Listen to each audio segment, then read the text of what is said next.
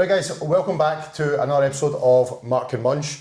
I guess this is one of these other episodes where we would normally call it Munch with Mark, but again, there's no food in sight, so we've got monsters to try today, so I guess you can call it Monsters with Mark.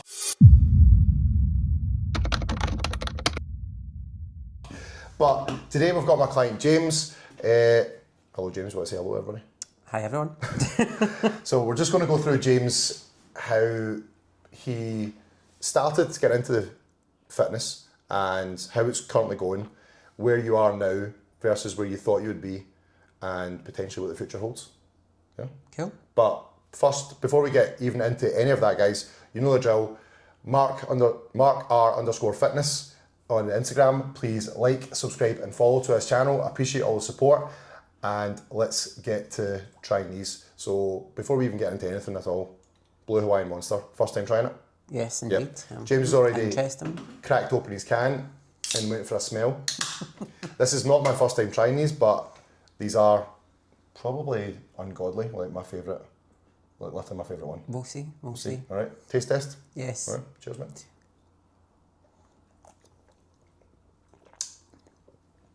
Oh, that is nice.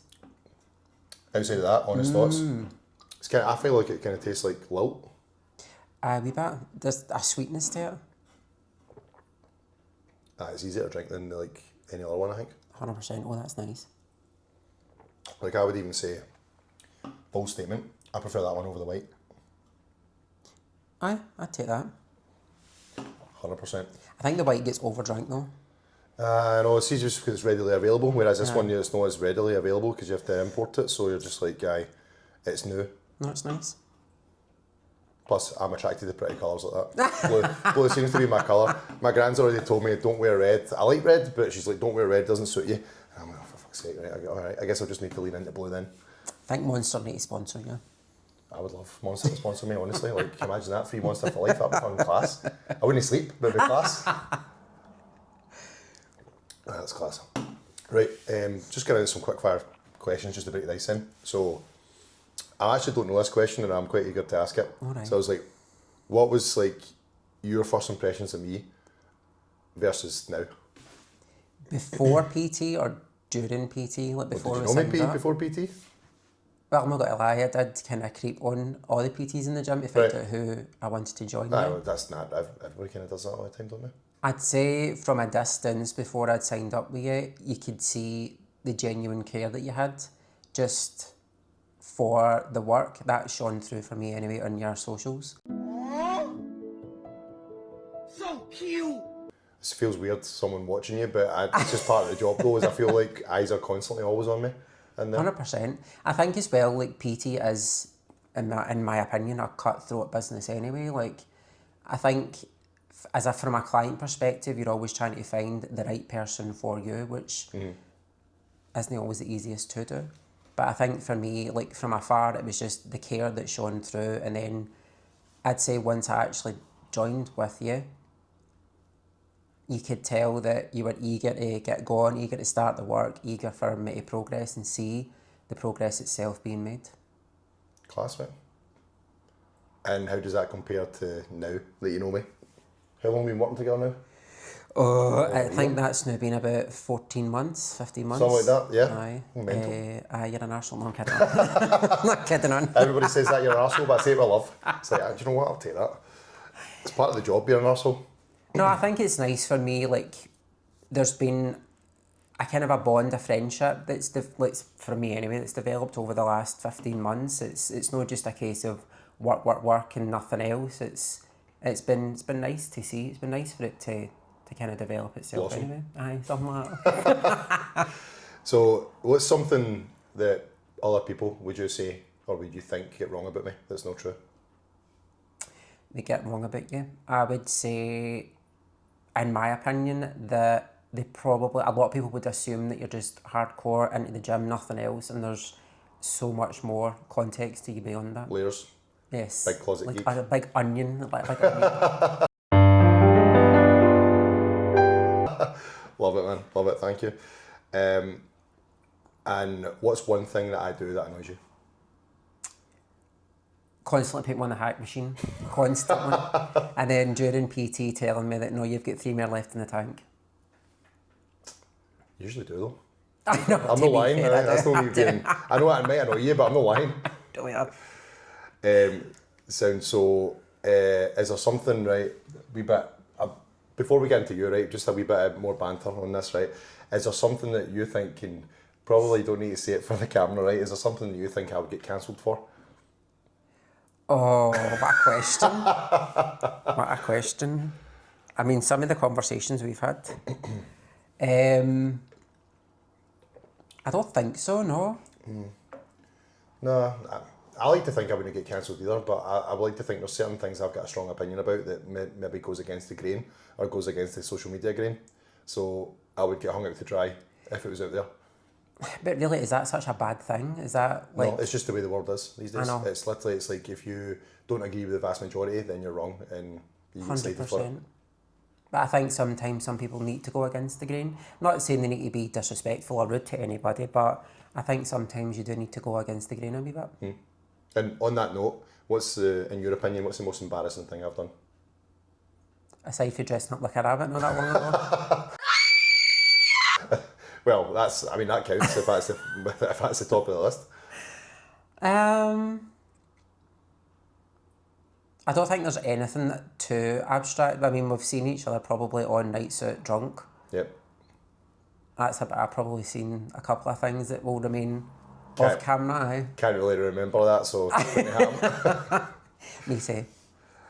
And kind of final one on the kind of the banter side is, so if I didn't do fitness, what do you think I would be doing? I'd say probably into some type of gaming. You're in the gaming world somewhere. Gaming? I'll take that, yeah. I thought you were going to say like acting or something like that, pure drama queen. I mean, I think it's me that gets that more than you, to be fair. I think I get called constantly a drama queen, so... That'd be my answer to you. You would be a famous actor.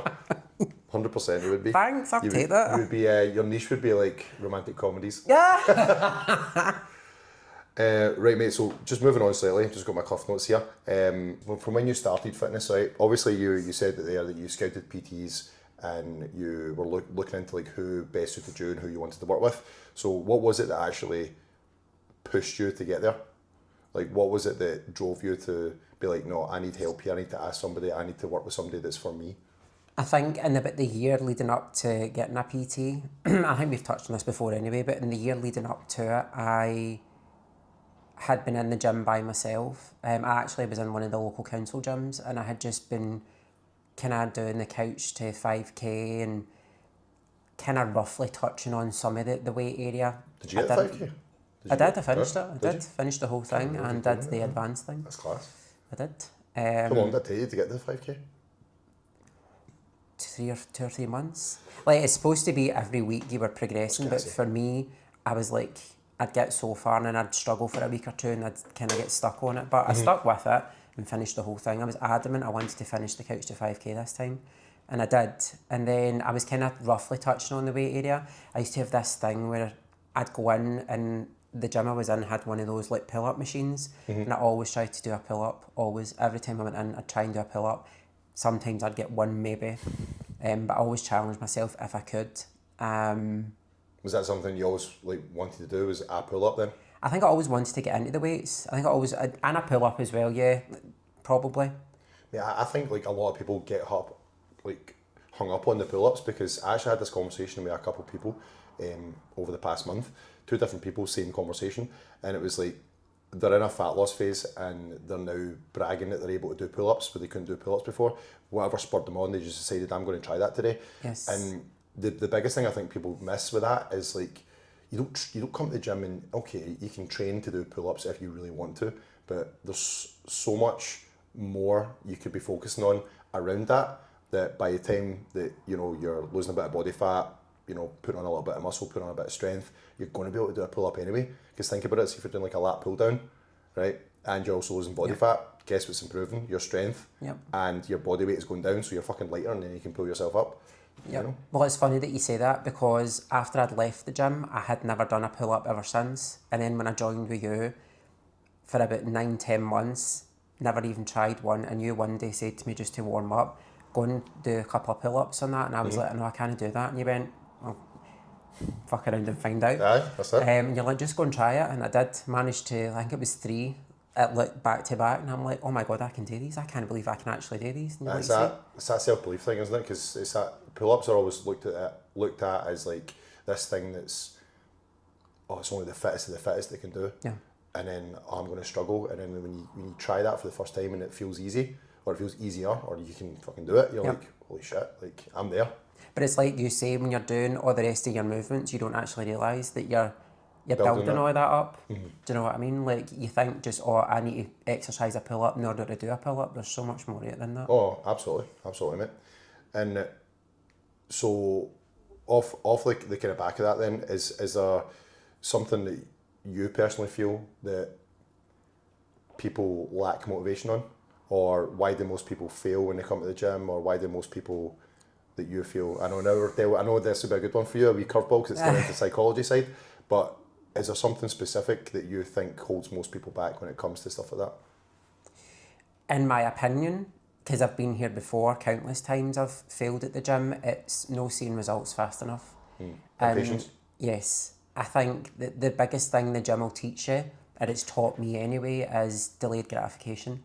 You just need to have patience. You're not going to get to where you want to be overnight. You didn't get to where you are overnight, so you're not going to get to where you want to be overnight.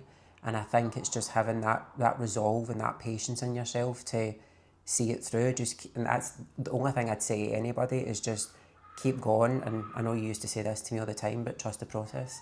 Just trust where you're going. Like, trust the process is so true. It's thrown around so much on social media. It's so cheesy though. It is cheesy. I hate actually saying it now, because it's gotten to the point where everybody says it. Yeah. Like everybody that's sits and types into ChatGPT anything will be like, oh, ChatGPT will literally spit back at them, trust the process, and they'll say it verbatim online. And it's just like, it's one of those things where really, that's why I love the saying fuck around and find out, because it's really the fucking same, isn't it? It's like, if you look at it through the lens of trust the process, right? Say, for talking's sake, 6 months to get to a particular weight loss goal for a person, or fat loss goal, whatever it is, or an event, right? Trust the process is one way to say it, but fuck around and find out. And when I say fuck around and find out, what I mean by that is, well, why don't you do this for 6 months and find out where the fuck you are at the end of it, rather than chucking in the till in like a month's time, 2 months, and then be like, oh, this didn't work for me. It's like, well, did you do it long enough to make it inevitably? Can't say that word. Inevitably. There you go. Thank you. That it's going to fucking happen anyway, because you've just stuck it out and been stubborn as fuck, to be honest. And it is like, as I say, it is cheesy, because you do hear it everywhere. You see it in gym walls, it's constant, but it is. For me, it was taking it a step further as well, and just remembering why I started. Keep telling yourself at the beginning, or what you tell yourself at the beginning, try and hold on to that all the way through, because in the beginning of anything that you do, you have got resolve, you've got all this enthusiasm, it wanes fast, so it's just reminding yourself why you actually did it in the first place. That's what kept me going anyway. No, that is a massive part of it, because I see it all the time, yourself included, and I'm certainly not immune to it, where it's like, you start off really, really enthusiastic, and as soon as that wanes, it's like, right, this is when you start seeing people pull away from the process, start hiding behind excuses, making excuses up for not being able to get to the gym and things like that. And that's when coaching actually needs to be an intervention, essentially needs to happen. You need to be like, right, this is what you agreed to do when you signed up, i.e. put yourself first. So why are you choosing not to do this now? Because ultimately it's a choice, and people can say, I've not got time, I'm busy, kids, yada, yada, yada. All valid, right? Never dismissing any of that. But fitness should fit into that person's lifestyle, not be forced upon it. Yep. So there's always a solution, and it's people need to understand that when they are working with someone like myself, it's coming together as a team to come up with that solution together, as opposed to just hiding away and sticking your head in the sand and pretending that, you know, it's all going to be okay, or it's all going to work out, or I'll just try harder next week. It's like, no, how about we have that conversation about why it's not happened this week? Yeah. On the flip side of that as well, I think when you do get, because we've had 2 or 3 goals with me now, when you do get to a goal, it's having the plan for the next goal. Don't just get to your goal and then think, right, that's me, I can step away from all this now. It doesn't work like that. All the work that you've put in, bad habits will slip back into place. It's about having, right, I've got here, where do I keep going now? What's the next step? Where can I go next? And I think that's keeping that open, like that communication open with you as well. Absolutely. And off the back of that as well is always having, not just having goals, but having those skills. Like look at it as a skill acquisition, where it's like, right, I started at the very, very start of my journey. I've accumulated these fundamental skills that are going to only, get better as I continue to do this, and you just improve upon each stage, which is why I always say my coaching process is split up into 4 stages, because once you master one stage, you move on to the next, and you build upon the skills you've acquired, which, ultimately enables you to be fucking twice as likely to achieve what you want to achieve, because you're acquiring skills more and more, and you're getting better at those skills that you're acquiring over time. I think that's a big fundamental thing people miss when they think about coaching or just coming to the gym in general. Definitely agree. So we did mention goals there, right? Mm-hmm. Obviously, I know what your goals are, right? But let's go back a little bit. So when you initially signed up, let's talk about your initial goal there, and let's talk about how that sort of manifested and transformed over time, and how that happened. I think initially when I signed up with you was the goal not to lose, because I think I still had a bit of excess fat there. Because I had been running, but I hadn't been exercising out with that. Yep. So I was left with like some excess skin in places that I didn't want it to be. And I know you can't get completely rid of it, but you had said to me, like, we can do something with some of that now. And it was just opening up the other side of the gym floor to me, because I naturally always just hid in amongst the treadmill machines, the bikes, and getting the PT for me was opening up the other half of the gym and experiencing that, if that makes sense. That's and obviously opening those goals up as well, because I'm not going to lie, it was terrifying. It's terrifying for anybody to look at that side of the gym. I actually think it's quite intimidating when you look at that side of the gym, because I did not have a single clue how to work any of the machines. You can kind of watch people, but when you start it, you're like, am I doing it right? Am I not doing it right? Now look at you now, you're a pure machine snob. Aye, something like that. So I'm absolutely not. Machine snob all the way. Aye. That's the way it goes. You start using different bits of kit, and then things click for you, things don't, and then you kind of find your way with stuff. Like there's stuff in every gym that I've been to where I just don't like, and I'm just like, regardless of how many people tell me it's a class bit of kit or it's a class bit of machine, I don't want to fucking use it because I don't feel good on it. And that's a big part of what people miss out on as well, is like, yeah, people can teach how to use machines and fucking eat chicken and rice all day, but if it's not for you, it's not for you. So why fucking force yourself to do it? But for me, I've gone from somebody that was petrified to even enter that side of the gym to know if somebody's, with you teaching me, if somebody's on a machine, Coaching. I can go and use an alternative machine, or I can create my own elsewhere in the gym. Coaching, mentoring and teaching. Absolutely. All in one. Fucking true though.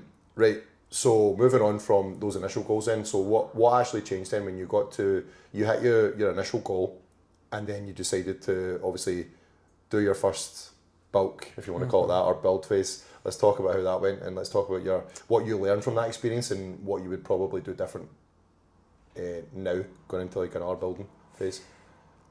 I think probably my misconception of a bulk was anything goes. There's a lot more to it than just anything That goes. was mine the first time as well. You're like, oh my god, all these calories, I can eat absolutely anything. It's a bit more nuanced than that. Like, you have to take into consideration your other macros as well. It's not just a case of you can go out and smash 6 Domino's pizzas and that's you for the day. Absolutely would love to do that. Literally, I said to Julie yesterday that I can't wait until I retire just so I can be a right fat fuck. Just fucking eat Domino's every day, just no give a shit. That would be the life. That would be the life. No, but it's about learning that, as I say, there's more to it. It's about bringing in the protein as well. It's about watching the carb intake, because you can absolutely smash Domino's pizza, but the carbs are astronomically high, whereas the proteins maybe not, or the fats are like way over as well. So it's just about being careful where you can be. For me, the way I worked it, the first kind of, after I got over the initial I can eat anything and you corrected me on it, it was like, right, well, have that night of whatever you want one night a week, and then the rest of the week behave. And I think it was you explained that, like the 80-20 rule, 80% of the time, like behave yourself, that other 20 you can use that to I feel like I'm on the 90-10 rule right now. Honestly, like this bulk's just not going the way I thought it would either, but Aye, 80-20, aye. And I think that kept me on like the straight and narrow there, and it stopped me then from spiralling off away, going, I can go and eat whatever I want, whenever I want. Yeah, no, I would definitely agree with that. Big misconception is people just think, excuse me, that's dead gassy that. Fucking hell. That you can just like smash whatever they want on a bulk. And I was actually talking to a guy the other day who is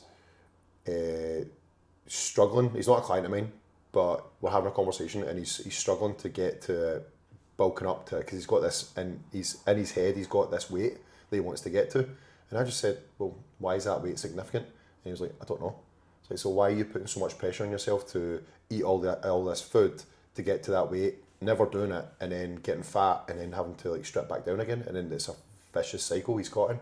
So it's, people need to kind of take a step back, and this goes for me as well sometimes, because you can get in your own head about it. Yep. It's like the scale is not really as important. It's about holding on to that condition that you've achieved in your cutting phase and what's underneath while you're going into a bulk. And if you can hold on to that, if your plan is to do a long build phase in order to try and put on as much tissue as possible, if you can try and hold on to that condition as long as you can, you're just going to look better, feel better, and not feel like a complete fat bastard, basically, halfway through it. Basically, yeah. Right.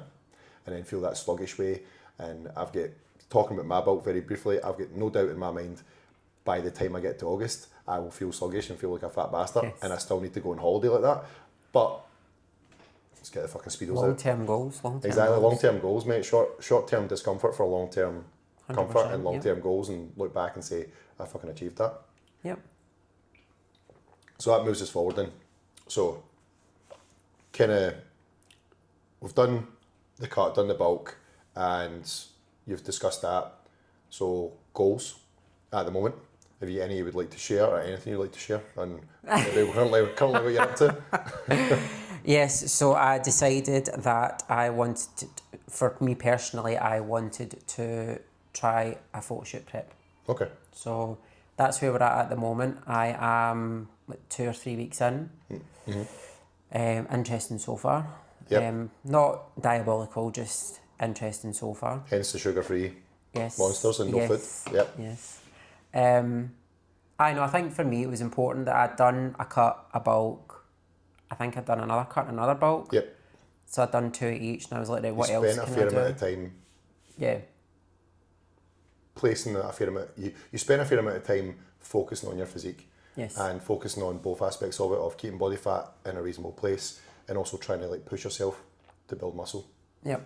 And I think for me, I just was like, I want to challenge myself with something different now. What else can I do? Mm-hmm. And I think we'd spoke about it before. We touched on it before about doing some type of prep.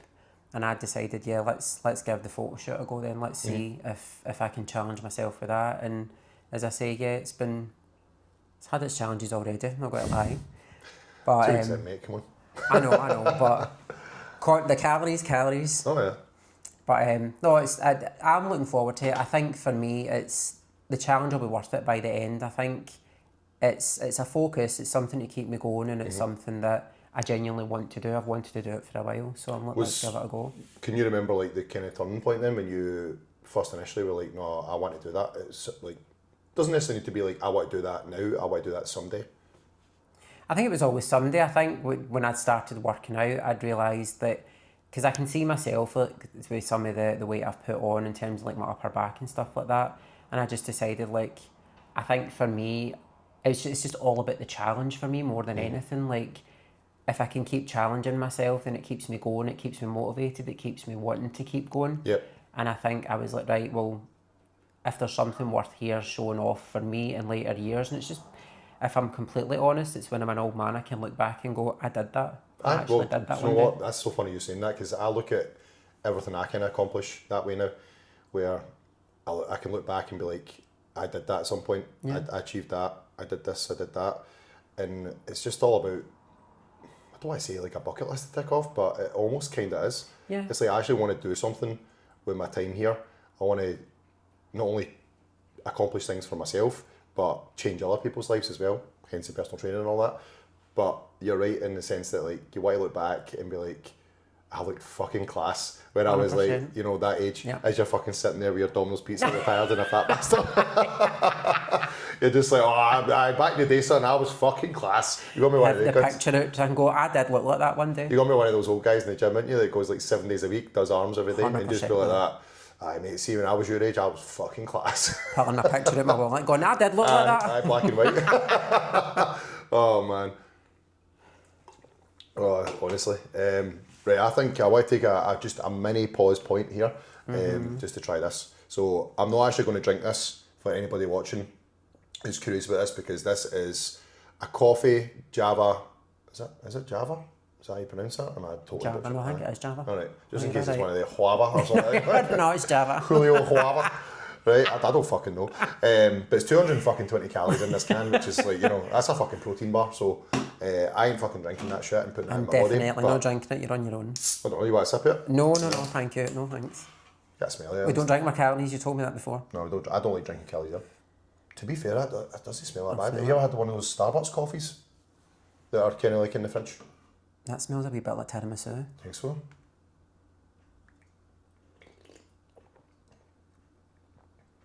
Surprisingly pleasant. Surprisingly. Which I would fucking hope so, considering this shit cost me £3. But it's quite creamy. It generally tastes like a latte in a can. That's weird. Like a cold latte. Take your word for it. I'm not a fan of cold coffee. I can definitely tell where the calories come from. It's like probably like thick creamer in that coffee or something, because it is dead creamy. Is it nice though? I'd spike that in the bother, aye. I'm actually quite surprised at that. I've seen this for a while. I've always wanted to try it, but I just never had the balls to pull the trigger, and I thought, why the fuck not? I'll take your word. Wait till I'm off my prep and then I'll try it. Have you ever had a Starbucks coffee though? Like one of the cold ones? It genuinely tastes like that. I'm not a fan. I've had cold coffee, I'm not a fan of it. I would say this tastes better, but only because they've probably pumped it full of fucking sugar. 100%. Because, you know, that's like what... That looks as if it's straight from the US.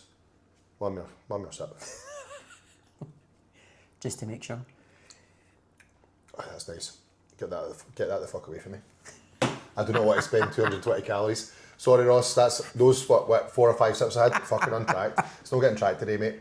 Fuck that. Cool, mate. So, so we touched on obviously how you got into fitness, what you did with your current goals, your current future goals as well, which is class to hear. Looking forward to obviously the outcome of that, and really just to kind of close up on things. Obviously this is a food related channel, so we need to talk about food at some point. I don't really want to torture you through it, but we're 2 weeks in, so fuck it. But let me just start off with an easy one. What is your favourite food, would you say? Favourite type of food or favourite dish? Alright, so if it's, you know, last meal. Alright. I don't know what the fuck that was about. Some fucking kid outside. Fuck knows, man. Sounds like he was having a brain aneurysm or something, didn't he? So what is your favourite food? So favourite, like if I was to say to you, death row, last meal, what would you order? I think people expect some big lavish thing. I personally just love nachos. Nachos? So like beef chili nachos. Nacho, yeah. I love nachos. I'm a wee bit Cheese, disappointed. salsa, I'm a wee bit guac. to me that's a pure cinema food. I'm like, that's like hot dog and nachos. Pure I'm cinema talking about the shite. heat one. No, I'm talking about heat plate. Oh, I'm right, not talking about a wee tray at the cinema. That's like, Even like it's see a like baby nacho. loaded fries and all that. Even loaded fries, I'm like, I can take or leave them. And I love everything about on paper about loaded fries. You know, it's like cheesy chips with like meat or whatever on it. Like it sounds class, Aye. but with nachos as well, I'm just like, nah, give me a burger any day. I'm not a massive, like, I like a burger, I'd order it sometimes, but I love pasta. My favourite type of food is Italian food. I love Okay. pasta. So, like, spaghetti bolognese and So stuff like where that. did nachos come from then? I don't know. Oh, it's beef, it's got the beef chili in it. Do you know what I mean? Aye.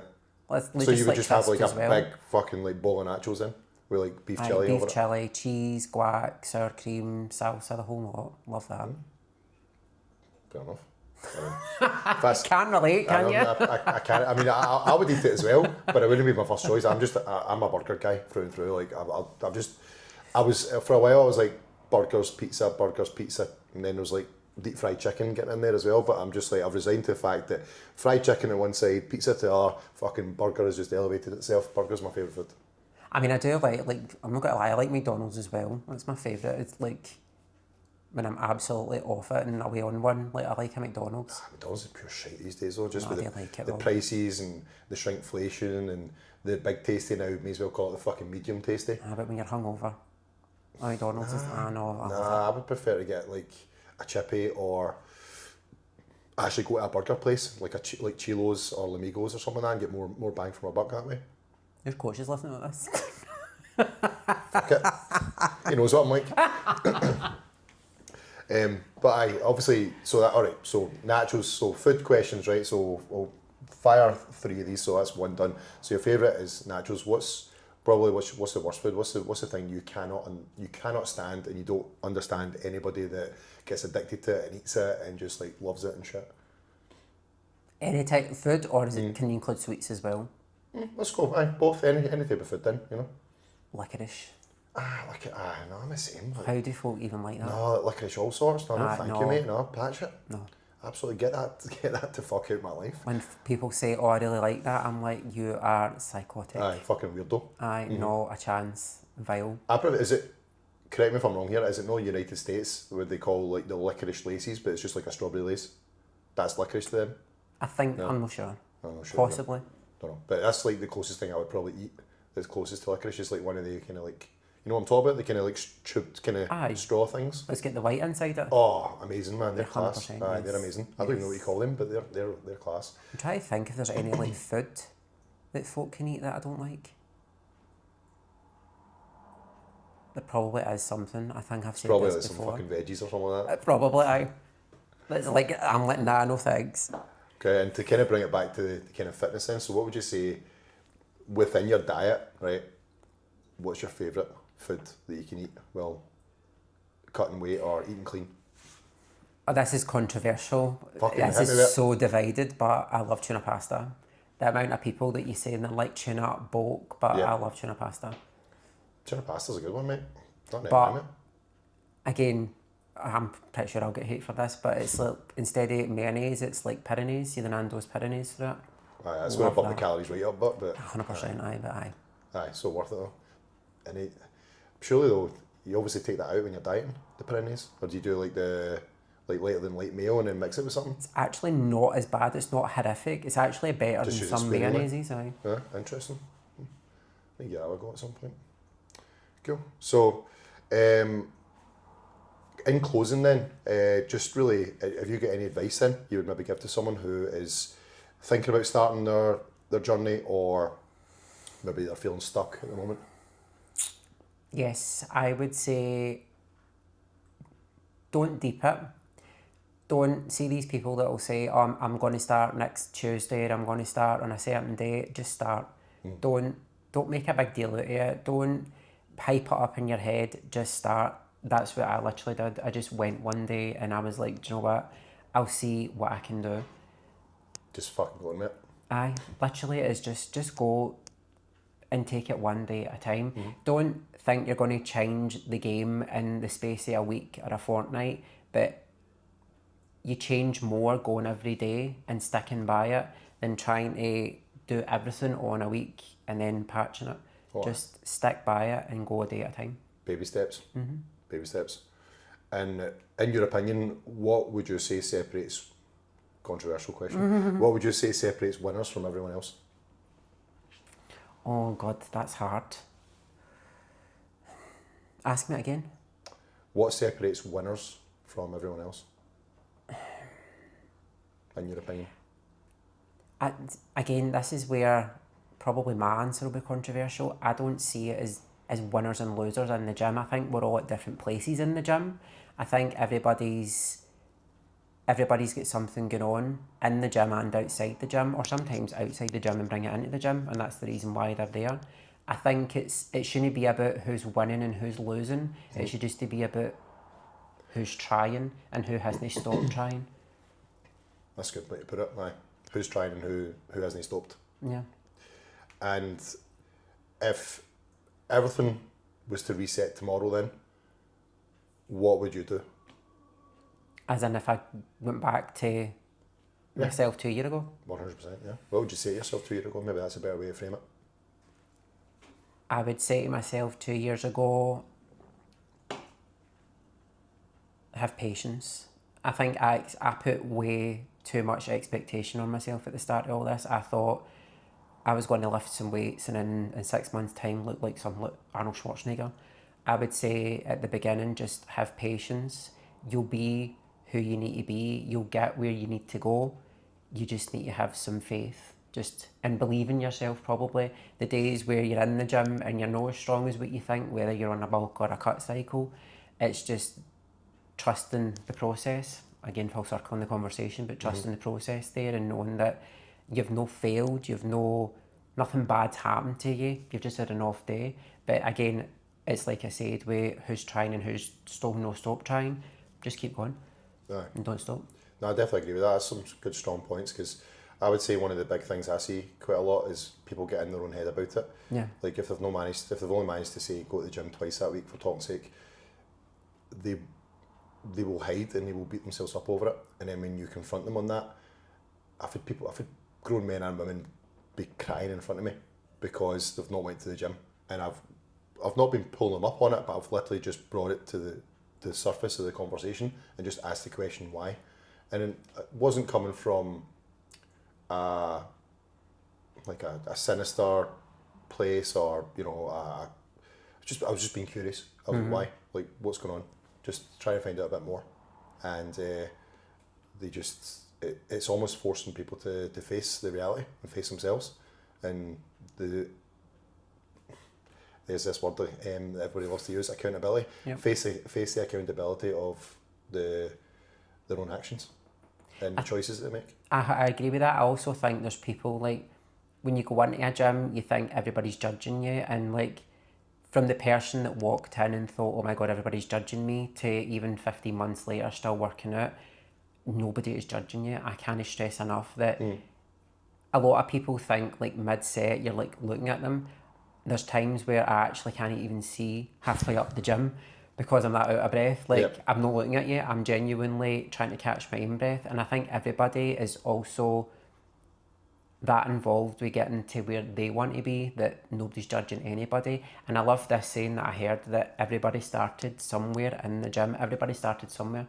Everybody had a beginning, and everybody started somewhere that they hoped that they would progress from, if that makes sense. Yeah. So nobody's judging you, so don't think if you walk onto the weight section of a floor, or even if you step through the front door, you've no failed at all. You're actually winning. Just go through the gate and keep going. Yep, keep going. Seems to be the kind of subject matter of this conversation, is just keep going no matter what.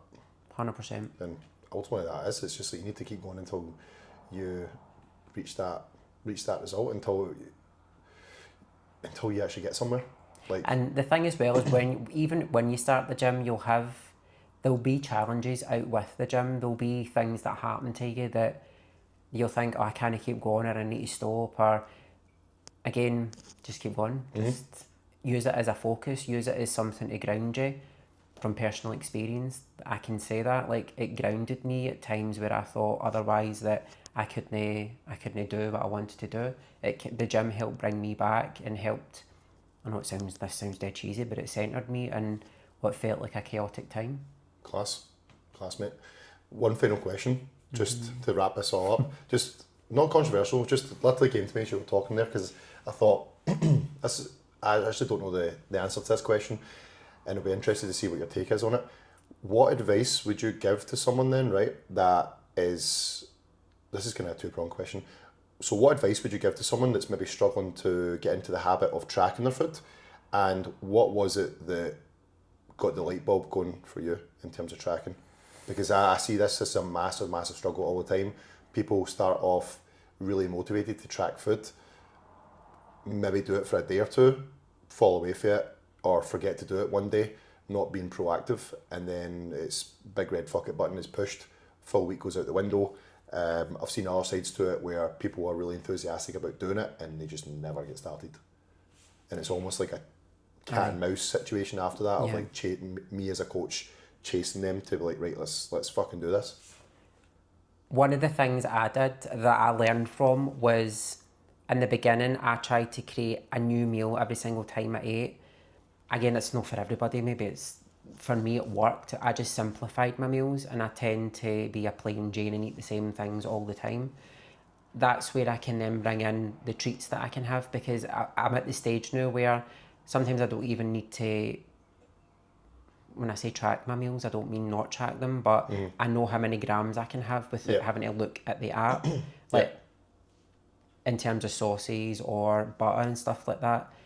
And actually, surprisingly, I don't know if this is because of it, but you almost get good at knowing what 10 grams of butter looks like without even... Eyeball it. So I was in Irvin's last year while I was on prep, and one of the personal trainers, Louise, came up to me and she was doing a reel, and she was going around everybody and saying how much grams of butter, or sorry, it was peanut butter, how much grams of peanut butter do you think this is?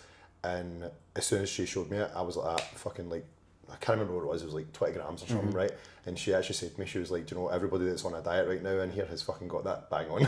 I was like, like, it makes sense. You just, like we spoke about earlier, it's a skill you acquire and you build upon those skills. The thing as well is with the tracking is if you don't, it actually surprises you how much you do overeat, especially when you are hungry, because normally if you're making your dinner, it's because you're hungry. And what you tend to do, especially with things like pasta, is you'll tip more in because you are subconsciously more hungry. Yeah. That's what I found anyway with me, is I'll always put more in when I'm hungry. So tracking it kind of stops those added sneaky calories that you don't take into account at the end of the week.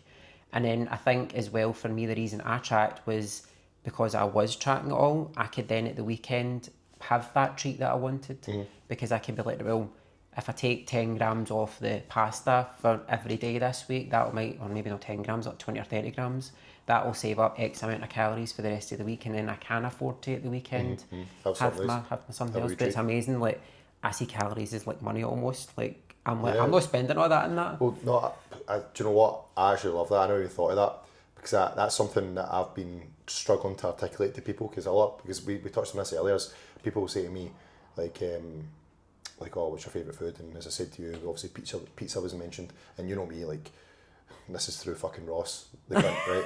He's fucking drilled into me, the bastard. Pizza's the fucking devil, right? Yeah. And it fucking is, and I love pizza. I absolutely love it. Cannot wait till my next one. But it's similar to what you said there, is every time I have to schedule a pizza into my life, almost, because I understand that, you know, in terms of, if we're looking at calories as currency, that I'm going to spend a shit ton of currency on that one pizza. So I need to make sure my body's prepared to, you know, consume all those calories in that kind of one meal for that one thing. Otherwise, it's just going to throw everything off. And so most of the time, 9 times out of 10, I'll actually talk myself out of having a pizza, even if I'm really wanting one for like an off-plan meal or something like that, purely from the standpoint of, you know, I look at a pizza versus, again, my favourite food, burger and chips, right? So you're getting the burger and the chips, you're talking maybe 1,000 calories, 1,500, if you're really pushing the boat out with a big juicy burger and like a ton of chips and all that, versus a pizza, which, you know, could be just a plain cheese and tomato one, you know, say, what's Domino's these days, like 14, 16 inch, something like that. Something like that, which is going to be like 4,000 calories, you know, for that full thing. And you're like, holy shit. You could literally have like 3 burgers and 3 portions of chips for the same amount of calories you would have for that one pizza. And even at McDonald's as well, like, you don't realise the amount of calories just in the chips. And I'd rather... 447, sad that I know that. I know.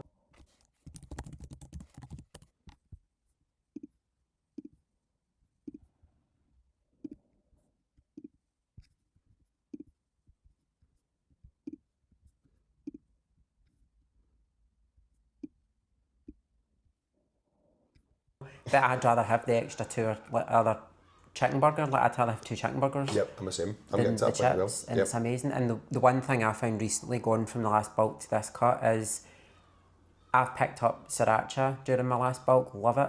But now I'm in a cut, like, I was scanning it through the app the other day and I was like, oh my fucking God, like, the amount of sugar that's in that, like, and it's because it's got loads of sugar, it's got all the carbs in it as well. Oh yeah. And I'm like, no, I'm not spending all that, that's it. Sriracha's now out the window for the next Sriracha needs however to go, long. yep. I tend to find, when I'm dieting, I'll just kind of either stick to, like, rubs or basic bitch stuff like brown sauce or tomato sauce. Like, I can't can't see buying my tomato sauce. Maybe tomato sauce zero now, I think I introduced you to that. That's very true. I forgot about that actually. That's a very good point. I saw fucking tomato sauce zero, brown sauce. Plus you've got these like diet sauces and stuff like that. Do you know what's amazing though, during a cut, the things that you find, because like for me, slime. see, I love Greek yogurt, but not on its own. I don't like the taste of Greek yogurt by itself. But I found these coffee drops in B&M. I've got something to show you actually, off camera after this. And I've been None putting of that. You. No, it's something I use for my Greek yogurt. But I've started putting these coffee drops now, vanilla ones, into my yogurt just to like thing with the taste of it. So it's wild amazing, the things that you'll find during a cut where you're like, that's got 0 calories in it. That will improve the taste of that. I'm going to have that. Class. And that's just 2 weeks in. Imagine we were going to be like 10 weeks in. I know. Yeah, but like wee Rosie can't be like, she's like a fucking zombie now, man. Feels so bad for her. She's killing it though. She is. She's going to look amazing. I mean, so. And by the way, I do have to give my cousin credit for making me see that as currency. Like she flipped the mindset for me in that. It was her that introduced me to seeing it as currency. No, and I'm like, you're right. That's a good way to put it, yeah. It's currency for the body if you're going to be looking at it overall for the week. And it's a good way to explain it to someone who's maybe no fully understanding of like, you know, a lot of times people will be like, oh, I feel like I eat good, or I feel like I don't overeat, or I feel like I'm doing this, I feel like I've eaten healthy snacks, I feel like I'm doing that. There's a lot of fucking feelings there, not a lot of fucking data to go on. 100%. Right? We need the fucking data, otherwise 100%. How the fuck do we know? So I'd say, to answer your question, track, and once you've acquired the skill, then ease up. Don't ease up until you're at the point where you can squeeze a certain amount of like sriracha out and go, right, that looks about 20 grams. Put yourself into that discomfort position that it's going to fucking be abolic for you for a while, but the skill you'll acquire off the back of it will be worth it long term. 100%. Is there anything you want to finish up on or anything like that? Because that's pretty much all my questions been asked. No, I don't think so. No? I'm alright. Well, thank you very much for your time, James. You're so welcome. And thank you guys if you made it this far, listening to us talk shite. Just remember, like, subscribe, follow the channel, comment please any questions you may have for James, questions you have for me. And if you are into fitness related questions or fitness related content, again, going to plug my Instagram at markr_fitness. Follow me for all your PT needs and controversial opinions. Right, thanks guys, I'll see you in the next one.